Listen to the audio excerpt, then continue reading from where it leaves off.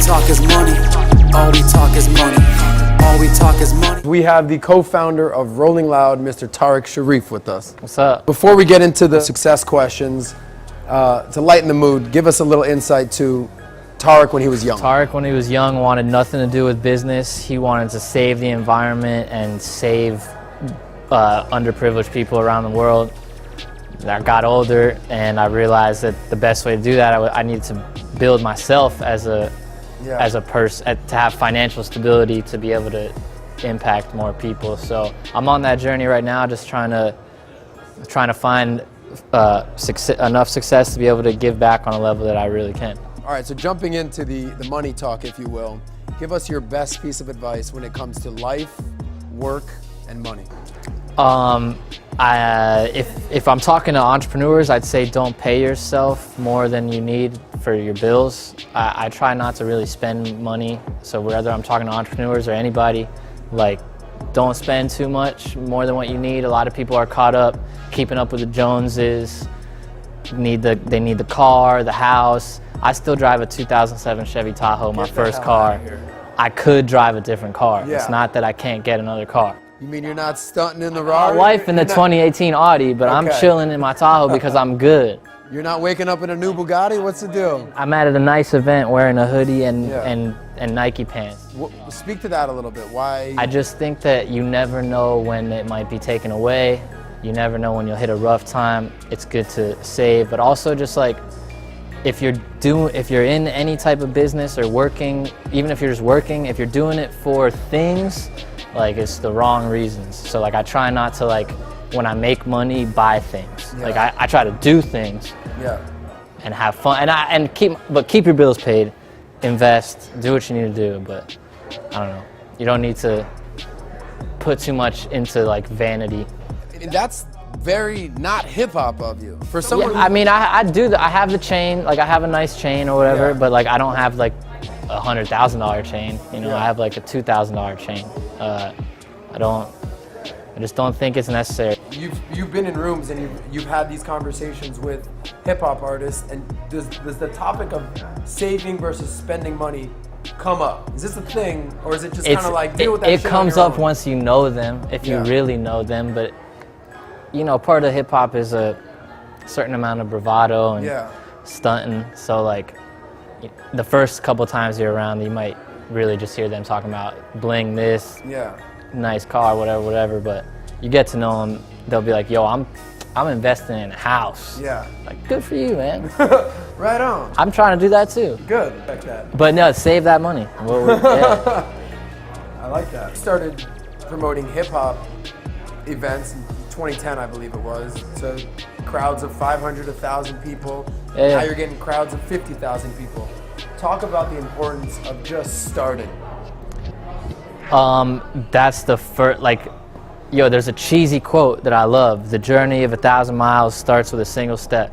And like, I am one to pontificate and think and overthink stuff. But like, you at the end of the day, you just gotta start and just jump in. So like, it's like if you're about to cliff jump. Like, if you're standing at the edge of the cliff for too long, you're not gonna jump. Like, you need to just jump. Don't overthink stuff. Paralysis by analysis, I believe is what it's called. But like, I suffer from that. So you might need it as somebody. If you are somebody who suffers from that, you might need to find a business partner like I did who suffers from the opposite of that. Matt just like, let's go. So we balance each other. You know what I mean? That's a great mix. Yeah. He's the to use the where it's the yin yang. Yeah, exactly. Tariq and Zane. It's a good mix with you and Matt. Shout out to you, Matt Zingler. We'll do a sit down with you one of these days too. Doesn't necessarily need to be the biggest, or it can be. Feel free. What's your most memorable payday? So the first Rolling Loud lost $100,000, and the second one made that back plus some.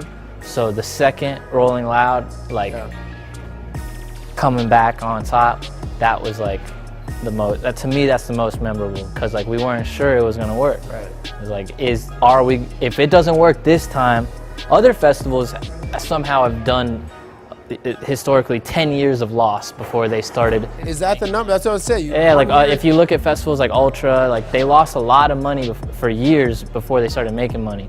And in our situation, we were actually able to change that in our second year, which is amazing. That's a blessing. And it's been what, 5 years now? How long has it been? We're coming into our 5th year. I'm not going to sit here saying we're profiting crazy amounts, but we're doing good. We're figuring it out, you know. But the brand, I mean, we're in brand building mode still. You know what I mean? Profit optimization comes after. I'm sure you have financial advisors that are like, here's the deal. Do they tell you the long-term plan? It's going to be 5 years. It's going to be 10 years. No. It's nobody can predict. It's so volatile. It's just building the brand and keeping it going. No festival's ever grown at the rate that we're growing. What do you attribute that to? I attribute it to a great team, and strong vision between the founders and the team, shared vision, and timing, lightning in a bottle, us having built our brand, doing hip-hop shows for 5 years before we launched the festival. Stars aligned. You didn't just pop up on the scene one day. Like all the artists knew us, all the booking agents, the managers knew us. So we had the right foot in the door and the fan base ready to buy the tickets. And hip-hop was at that growth phase. Right, because you said when you started in 2010, it was all about EDM. Swedish House Mafia was taking over the world. Like when you were in college, like you were going to like the paint party or to the nightclub was playing Calvin Harris or whatever, which is cool. But I am a rap fan, and at the time I was, and I just wanted to promote what I loved. Yeah, you stuck to what you knew. Yeah, I just wanted to weigh into the music industry too. So I saw kids booking EDM artists for nightclubs, and I was like, I could do that same thing with the rappers I like. You broke in all right, brother. When it comes to young people, saving, investing, living below your means, and just understanding there's a bigger picture out there with money than just get it, spend it, I get it, I spend it. I mean, if you're spending money, it should not. I believe in spending money that's going to make you something back. There's a lot of ways you can put your money out there working for you. But also, if you're going to spend money, I just am a fan of spending money on experiences or something you're going to learn from over something that's tangible that one day will end up in the trash. You're saying experiences over material life. Yeah, I just think you'll learn more. If you're going to spend your money somewhere other than something that's going to make you money, I would spend on an experience, because you're going to learn via the experience, which is going to spark something in your mind. Who knows how it'll change your life. That's what's up.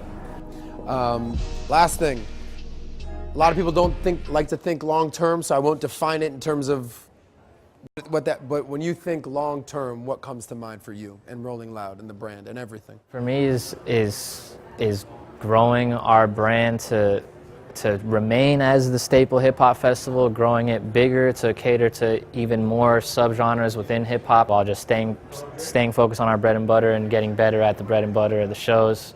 Raising our activations, making the shows more fun, so it's not just about the artists. That's about it. So, last question, I'm going to throw this in. What's the most fun part about what you do? Forget about the money. If it was just, yo, we're having fun, we're here Rolling Loud, what's the most fun? People think I'm going to say like, oh, the girls, this. No, I don't. That's not me. The best part for me is when the show is like almost over. Yeah. And I step up on the stage and the headliner's playing, and like the whole crowd is just word for word in sync, the energy undeniable.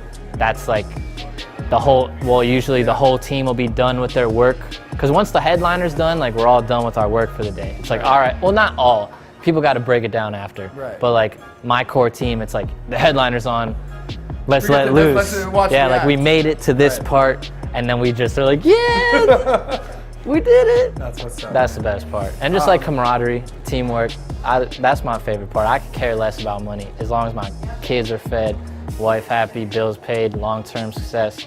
But teamwork is the best part. Teamwork make the dream work. Much respect, brother. Thank you, for sure. Let us know final thoughts, where they can find you, all that good stuff. The brand is Rolling Loud, at Rolling Loud. Tariq Cherif is my name. Same thing on everywhere. Tariq, you're the man. Thank you. Appreciate it. This is Tariq Cherif, co-founder of Rolling Loud. And if there's one thing I could tell you right now, save that money, baby. Never know when you need it. You did. All we talk is money. All we talk is money. All we talk is money. All we talk is money.